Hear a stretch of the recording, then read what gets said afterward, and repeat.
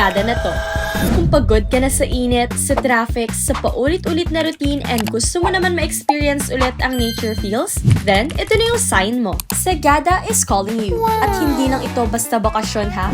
Ito yung klase ng biyahe na may adventure, may culture, may nature, may kakaibang vibe, may solid na bonding moments, may challenge sa katawan, pero reward sa puso. At kung adrenaline junkie ka o yung barkadang laging, saan na next? Ito na ang next. Sagada will challenge you, change you, and calm you. All in one trip. Kaya tara, G! 8 p.m. nga pala yung alis nito sa Manila. Overnight road trip na may stopovers, syempre. Dito nga sa Lakeshore kami nag-stopover, pwede mag-CR break, midnight snack, at bumili pa ng mga kailangan mo. 8 a.m., arrival sa Sagada, ramdam mo agad, ibang klaseng lugar to. Parang ang bagal ng oras, parang hindi mo kailangang magmadali, parang sinasabi ng hangin, relax ka muna, andito ka na. 9 a.m., tour time! First stop is pottery, kung saan ang clay parang buhay mo. Hinuhulma sa init at tiyaga. Next is weaving shop, kung saan ang bawat hibla may kwento.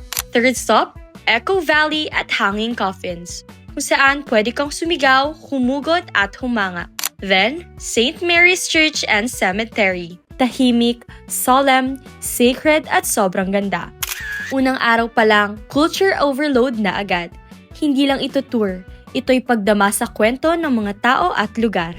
Diretso sa cave adventure. Sa loob ng Sumaging Cave, may bato, may tubig, may lamig, may takot, may thrill, pero may reward sa bawat lakad. Bawat slide, bawat hawak sa tali, adrenaline junkie ka ba? Subukan mo dito. Pero teka, hindi pa yan tapos. Trek pa ulit, but this time to blue soil. As in, kulay asul ang lupa, totoo, natural, pang Instagram, pang movie, pang iba. At syempre, ang finale trek, ang Bumudok Falls. Mahaba ang lakad, medyo effort, pero sa dulo, isang waterfalls na napakalamig, napakalinis, napakaganda. Parang reward sa lahat ng pagod at parang sinasabi ng nature na salamat at dumaan ka rito. Ganito ang Sagada.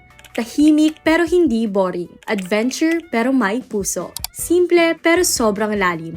Lugar para sa mga gustong tumawa, umiyak, huminga at mag-reset. Perfect sa barkada, sa soul searcher, sa adrenaline junkie o sa kahit sinong tao na gusto lang ng panibagong kwento sa buhay.